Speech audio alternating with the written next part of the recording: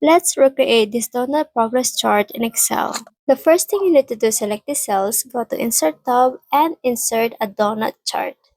Now delete this chart title and also the legends. Right-click the chart and then select data, then click add. You can just rename your added value and you can input this one.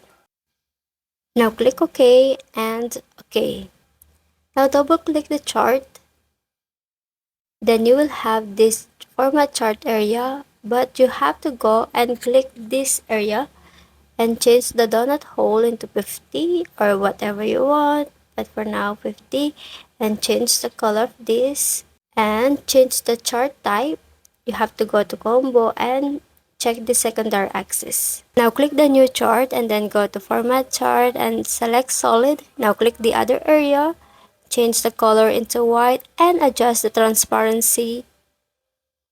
And the last thing we need to do is to add the percentage at the center of this donut progress chart.